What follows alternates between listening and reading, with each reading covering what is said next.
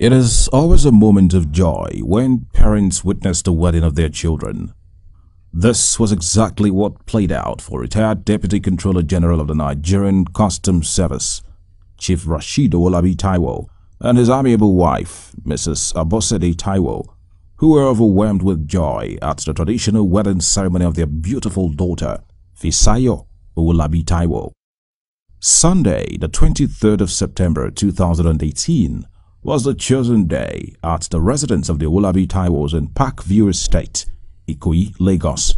In attendance were the Akarigbo of Remoland, His Royal Majesty, Oba Babatunde Ajayi, the Alaye of Ogbolu, His Royal Majesty, Oba Adedeji Olusegun Onogurua, the Chairman of the Board and Director of F. Martin Foods Company Limited, Are Kola Oyefeso, AIG Tunja Lakbini retired, Group Managing Director of CMC Connect, Mr. Yomi Badejo Kusoya, former Managing Director and Chief Executive Officer of Guinness Nigeria PLC, Mr. Shini Adetu, and wife, Mrs. Janet Adetu, the Chairman, Yoruba Tennis Club, Professor Adetokunbo Fabanwo, the Chairman and CEO, Biscon Communications, Prince Basil Atilo, among many other important personalities.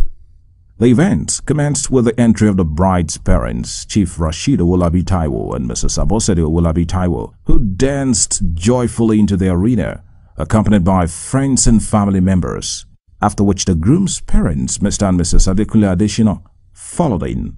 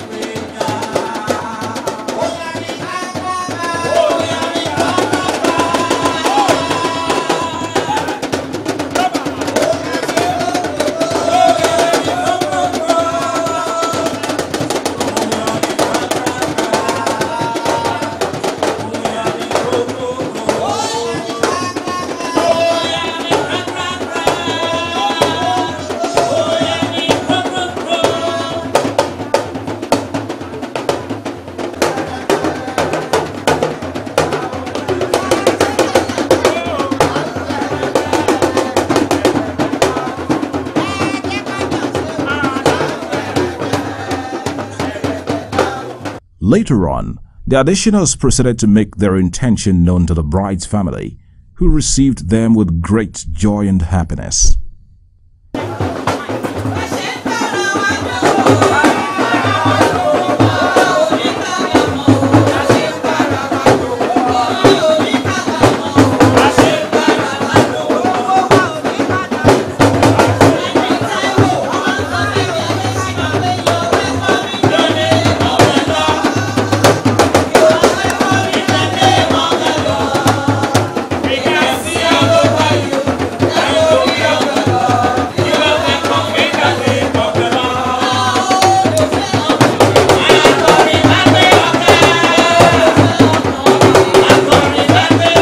The proceedings of the day into the hands of God, Mrs. Bukola Adelakun led in the opening prayers. Next was the presentation of the letter of intent, which was received and prayed on by the Akarigbo of Remoland, His Royal Majesty, Oba Babatunde Ajayi, before it was formally handed over to the bride's parents. The bride's mother, Mrs. Adewale Taiwo, who couldn't hide her joy, danced happily with the letter and later presented it to her darling husband, who received the letter with gladness.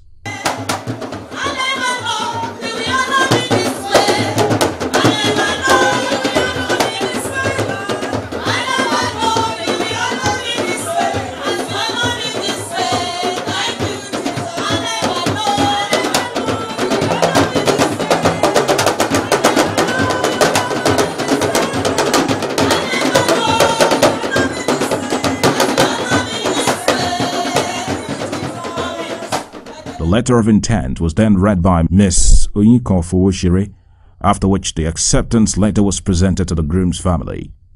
The handsome-looking groom, Adewale Adeshina, who made his way into the arena alongside his friends, hails from Ijebu-Imomo in Ogun State and currently works with one of the leading outdoor advertising agencies in Nigeria, Invent Media Limited.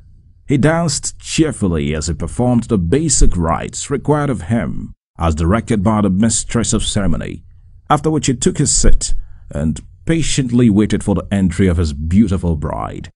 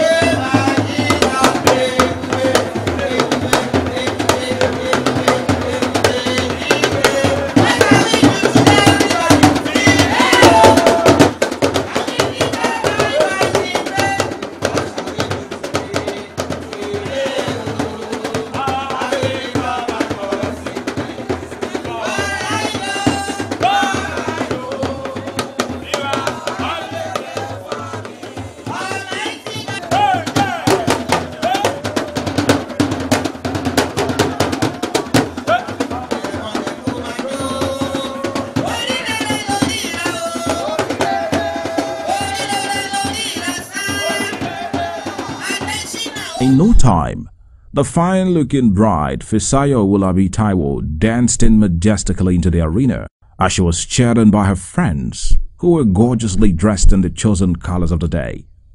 The bride, Taiwo, has a BSc and an MSc in law from Warwick and Imperial University, both in the United Kingdom. She currently works with FinTech as the head of strategy.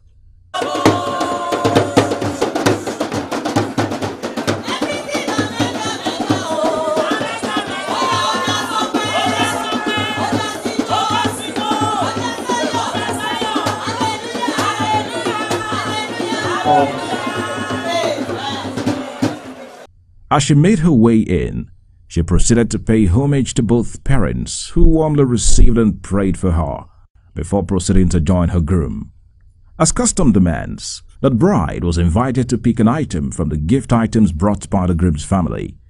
And as a well-mannered and cultured lady, Fisayo picks the Holy Bible as the most valuable item in the gift items to help guide her path as she begins a new chapter in her life.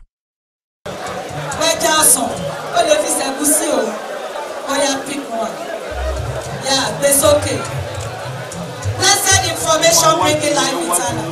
Ọ̀rọ̀ Ọlọ́run ló gbé. Bíbélì mi ni wọ́n máa gbé o. Bíbélì mi ni wọ́n máa gbé. Oṣó lágbára lórí rẹ̀.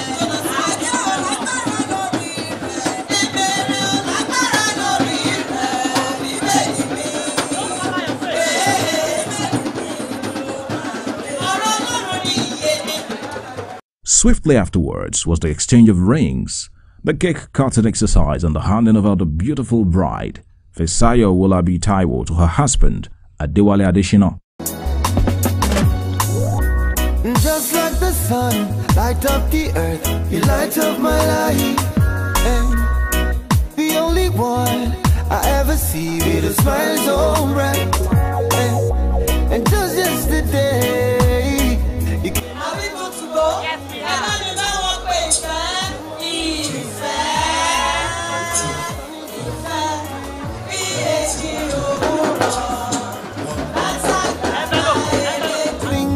and know you're brighter than the moon.